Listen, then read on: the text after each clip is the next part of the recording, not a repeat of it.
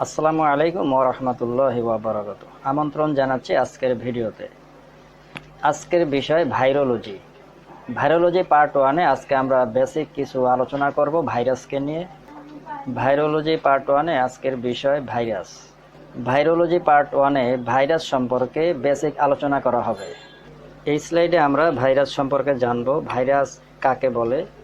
Virus এমন একটি জীব অথবা প্রাণী যেটির জীবনচক্র পরিচালনা করার জন্য অন্য একটি জীবের ভিতরে অবস্থান করা প্রয়োজন হয়। এজন্য অন্য প্রাণীর ভিতরে এর অবস্থান অত্যন্ত জরুরি। এই ভাইরাসটি যে জীবের ভিতরে অবস্থান করে সেই জীবটাকে বলা হবে হোস্ট এবং এই ভাইরাসকে বলা হবে প্যারাসাইট। এবং এই প্যারাসাইটটি অন্য প্রাণীর যেই সেলে অবস্থান করে ওই সেলটিকে বলা হবে হোস্ট সেল। যখন এই ভাইরাস অথবা প্যারাসাইটটি কোনো হোস্ট সেলের ভিতরে প্রবেশ করতে পারে তখন তার ডুপ্লিকেট অথবা নিজেকে সে কপি করতে সক্ষম হয়। এই প্যারাসাইট যখন অন্য একটি প্রাণীর সেলের ভিতরে ঢুকতে পারে তখন ওই প্রাণীর সেলটিকে সে ইনফেক্ট করে এবং সে নিজেকে কপি করা শুরু করে দেয়। এই প্যারাসাইটটি দুইটি নিউক্লিক অ্যাসিড দ্বারা গঠিত, একটি হলো ডিএনএ এবং অপরটি আরএনএ। ডিএনএ এর ফুল মিনিংটা হলো ডিঅক্সি রাইবো নিউক্লিক অ্যাসিড এবং RNA means ribo nucleic acid. এখন বর্তমানে যে করোনা ভাইরাস চলতেছে এই ভাইরাসটি হলো আরএনএ ভাইরাস। এই ভাইরাসের আরএনএর চতুর্দিকে একটি প্রোটিন প্রলেপ দ্বারা আবদ্ধ করা থাকে। যে কোনো ভাইরাস দুটি নিউক্লিক অ্যাসিড দ্বারা গঠিত, একটি আরএনএ এবং অপরটি ডিএনএ। আরএনএর ফুল মিনিংটা হলো রাইবো নিউক্লিক অ্যাসিড এবং ডিএনএর full meaning deoxy ribo nucleic acid. বর্তমানে যে করোনা ভাইরাস চলতেছে এই করোনা ভাইরাসটি আরএনএ ভাইরাস। এই আরএনএর চতুর্পাশে প্রোটেকশনের জন্য প্রোটিন দ্বারা একটি লেয়ার দেওয়া থাকে। করোনা ভাইরাসকে আরএনএ ভাইরাস বলা হয়। এই ভাইরাসের চতুর্দিকে অর্থাৎ এই ভাইরাসের আরএনএর চতুর্দিকে প্রোটিন দ্বারা গঠিত একটি লেয়ার দিয়ে প্রোটেকশন করা থাকে, একে ক্যাপসিড বলে। এই ভাইরাসটি হিউম্যান বডির সেলের চতুর্পাশে যেই মেমব্রেন অথবা পর্দা রয়েছে এই পর্দাকে সে পরিবর্তন করতে পারে, ড্যামেজ করতে পারে, নষ্ট করতে পারে। এবং এই পরিবর্তন করার মাধ্যমে ভাইরাস তার নিজের ডিএনএ হিউম্যান সেলের ভিতরে প্রবেশ করায়। এই ভাইরাসটি হিউম্যান বডির সেলের চতুর্পাশে যে মেমব্রেন রয়েছে তাকে পরিবর্তন করতে পারে এবং ভাইরাসের ভিতরে যে আরএনএ রয়েছে অথবা ডিএনএ রয়েছে সেটিকে হোস্ট সেলের ভিতরে প্রবেশ করায়। এভাবেই একটি ভাইরাস হিউম্যান বডির সেলের ভিতরে প্রবেশ করে নিজের ডুপ্লিকেট অথবা নিজের কপি করা শুরু করতে পারে হোস্ট সেলের মেকানিজমকে ব্যবহার করে। হিউম্যান বডির সেলের চারপাশে যে পর্দা রয়েছে এই পর্দায় রিসেপ্টর রয়েছে। রিসেপ্টর হলো ডোরের মতো যার মাধ্যমে এই সেলের ভিতরে প্রবেশ করা যায়। ভাইরাসের প্রোটিন এই রিসেপ্টরের সাথে একটি বাইন্ড গঠন করে যার মাধ্যমে ভাইরাসের ভিতরে ডিএনএ হোস্ট সেলের ভিতরে প্রবেশ করে এবং পরবর্তীতে হোস্ট সেলের যাবতীয় মেশিনারি ব্যবহার করে ভাইরাস তার নিজের কপি শুরু করতে পারে। এভাবেই ভাইরাস কোনো হোস্ট সেলকে অথবা অন্য কোনো প্রাণীকে আক্রান্ত করতে পারে অথবা ইনফেক্ট করতে পারে। শুধু হিউম্যান বডিকে না, যে কোনো ব্যাকটেরিয়াকেও এই ভাইরাস ইনফেক্ট করতে পারে। পরবর্তী স্লাইডে আমরা করোনা ভাইরাসের একটি চিত্র দেখব। এখানে একটি করোনা ভাইরাসের ছবি দেখানো হয়েছে।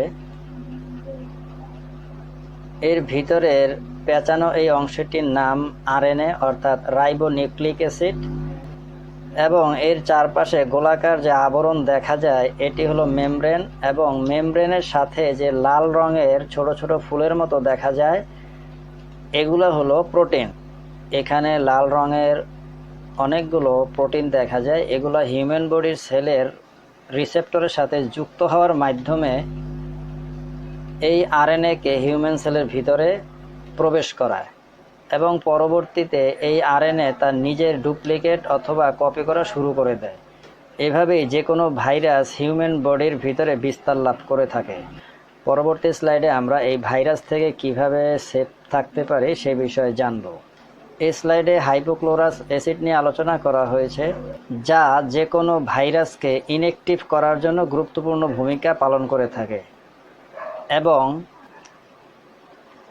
হিউম্যান বডিতে যদি পর্যাপ্ত পরিমাণে ক্লোরিন থাকে তাহলে হিউম্যান বডিতে কিছু সেল রয়েছে যা এই ক্লোরিনকে ব্যবহার করে হাইপোক্লোরাস অ্যাসিড উৎপন্ন করে থাকে, এবং এই হাইপোক্লোরাস অ্যাসিড হিউম্যান বডির রক্তের বা ব্লাডের হোয়াইট ব্লাড সেলে পাওয়া যায়, যা যে কোনো ভাইরাস অথবা জার্মের বিরুদ্ধে ডিফেন্স হিসাবে কাজ করে থাকে।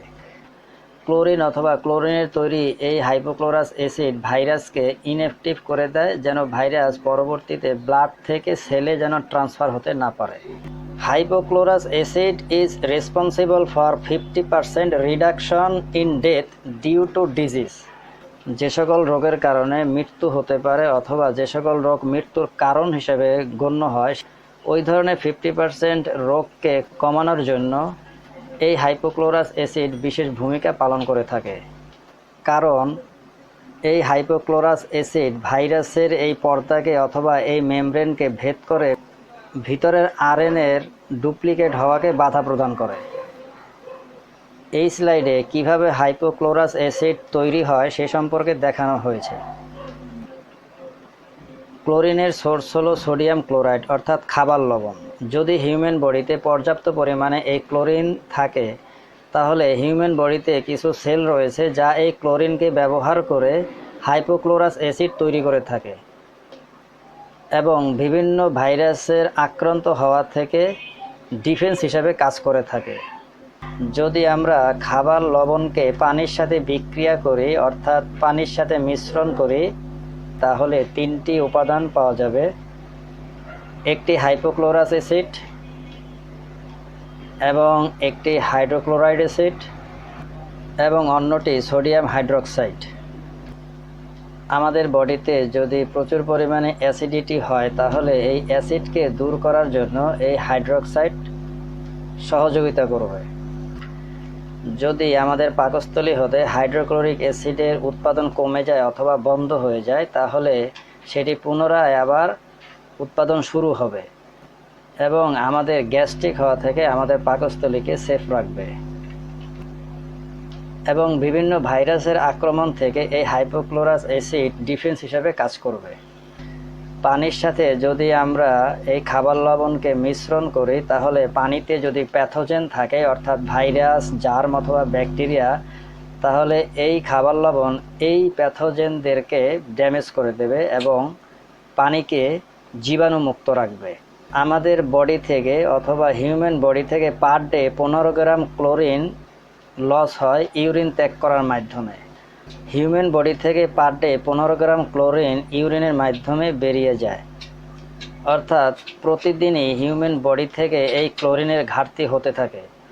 এক পর্যায়ে আমাদের বডিতে বিভিন্ন ধরনের প্যাথোজেন অর্থাৎ ভাইরাস, জার্ম বা ব্যাকটেরিয়া বাসা বাঁধতে শুরু করে এবং এর পরবর্তী পর্যায়ে আমরা বিভিন্ন ডিজিজ অথবা রোগের দ্বারা আক্রান্ত হয়ে থাকি।